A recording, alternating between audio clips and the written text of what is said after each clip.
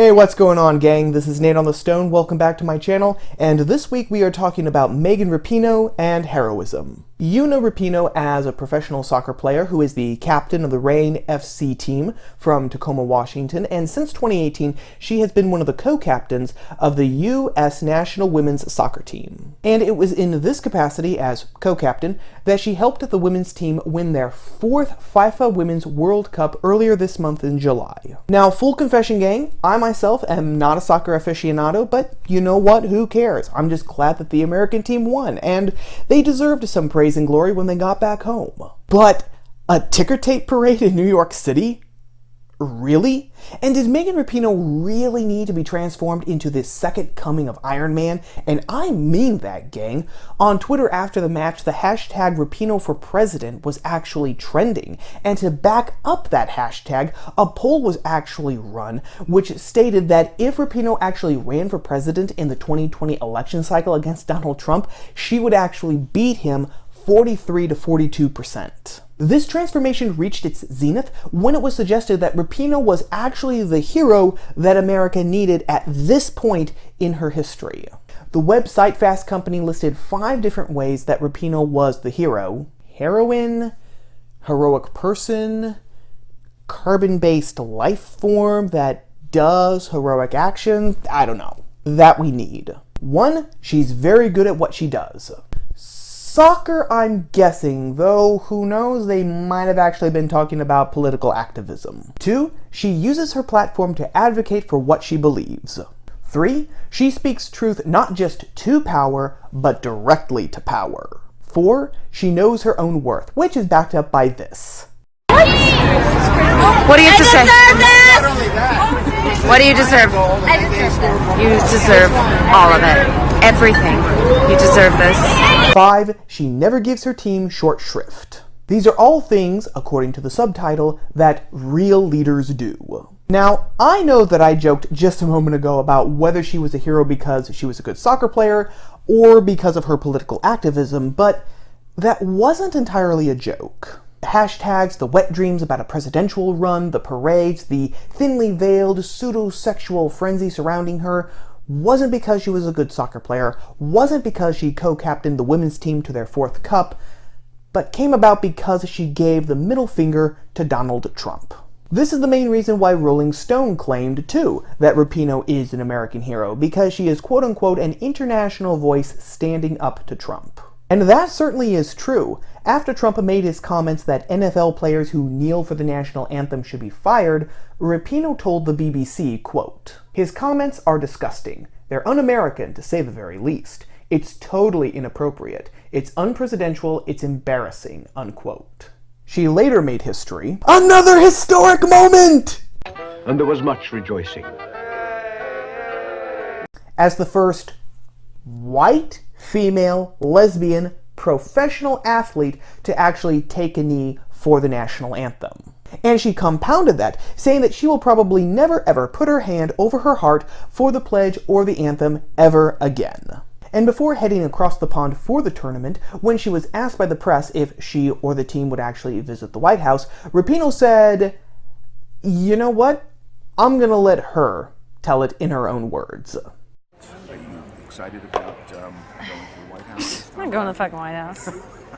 But do any of these things actually make her a hero? The idea of the hero goes all the way back to recorded history. Mesopotamia had Gilgamesh, and ancient Egypt had pharaohs like Sesostris III and Thutmosis III. But the classic idea of the hero, surprise surprise, started in ancient Greece.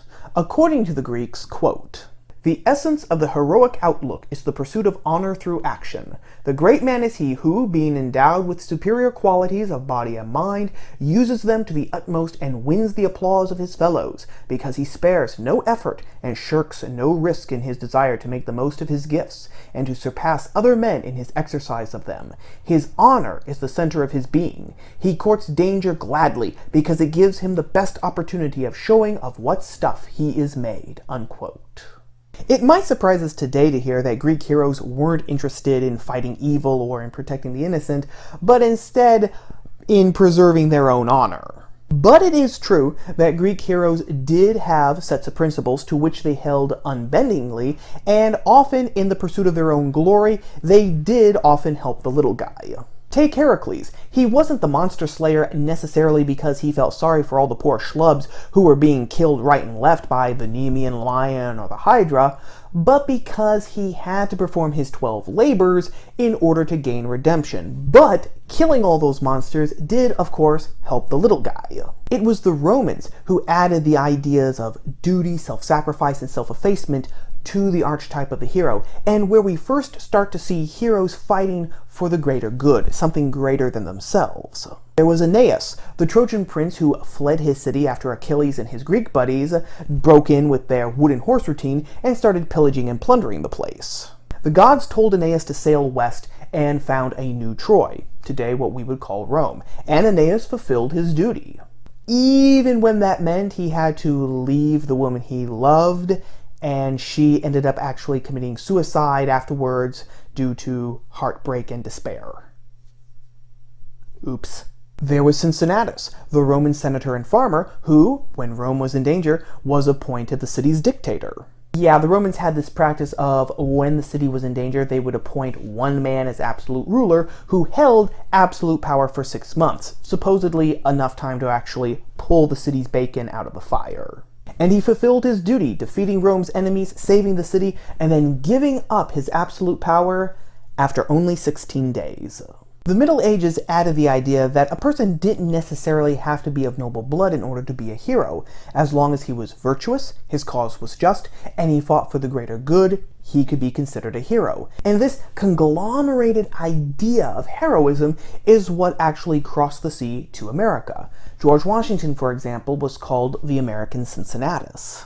In the 19th century, men such as Frederick Douglass and women such as Harriet Tubman were upheld as archetypes of the hero. And then, in 1938-1939, came the modern heroes' incarnations. I don't even have to say their names. All I have to do is show you this, and you know what I'm talking about. This is where we got the capes, millionaire playboy secret identities, and supervillains bent on world domination.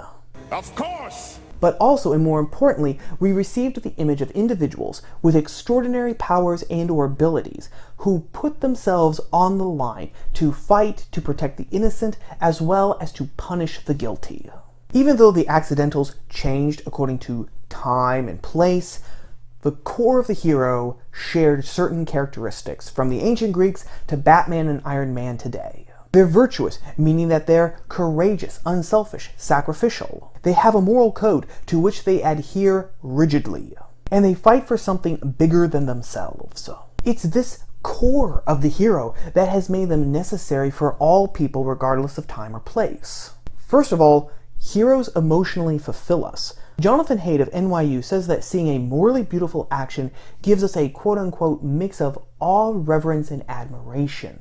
A feeling that he calls elevation, and which he describes as being like calmness, warmth, and love. Secondly, and much more importantly, heroes reassure us.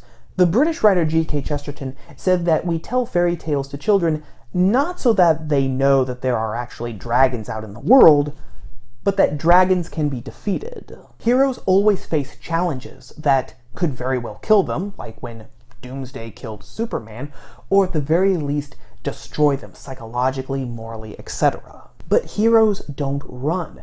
They fight what we're afraid of, and in fighting, they show us that evil isn't insurmountable.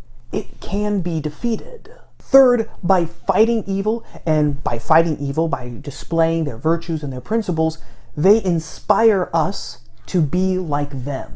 Normal people instinctively recognize a morally good action, and they naturally want to imitate that morally good action. Jonathan Haidt says that elevation actually inspires people to be more virtuous themselves. Heroes then act as a reflection, not necessarily of who we are right now, but who we're supposed to be. And this is why Megan Rapinoe isn't a hero. You're a hero when you sacrifice for the greater good and display virtue as you do so. You're not a hero simply because you're naturally good at something. You're not a hero when you spin a sob story about how you and your teammates are being discriminated against by the patriarchy. Never mind that your personal net worth is $3 million. And that the pay gap between men and women professional soccer players is explained by the fact that viewership for men's soccer is 3 times that of women's soccer. And that the competition for the men's teams is just better. That might sound sexist, but think about this. In 2017, FC Dallas, an under-15 boy soccer squad, beat the US women's national team in a scrimmage. And you're certainly not a hero by disowning and dishonoring the flag and traditions of your country, the very same place that gave you the freedoms and opportunities for you to actually become a millionaire by doing what you love, playing a game in this case, no less, saying that you will never participate in those traditions again. And you're not a hero by getting into a public pissing match with the president of the country and dropping the F-bomb every chance you get, like you're the high school freshman desperately trying to prove to her friends that she's cool. Thereby turning what is supposed to be a non-political sporting event into a partisan political event. But maybe Rapinoe isn't the hero that we need, but the hero that we deserve. John Adams said that governments come from a stemming passion from the people's collective minds. And if politics is downstream from culture, the fact that someone like Rapinoe is being made into the American hero of the 21st century at the same time that murals of George Washington are being covered up in embarrassment says a lot about the state of the culture and our collective psyches. Being a hero isn't easy. It requires finding the truth through study, thought, and experience. It requires virtues like courage and self-discipline, and then it requires the will and bravery to actually fight and to sacrifice for the greater good, no matter the cost to yourself. It's damned uncomfortable at the best of times, but it's worth it because it's the right thing to do. But what say you? What other requirements are needed for heroism, and who are some modern heroes that we can actually look up to and emulate? As always, let me know your thoughts, your ideas, your opinions down in the comment section below.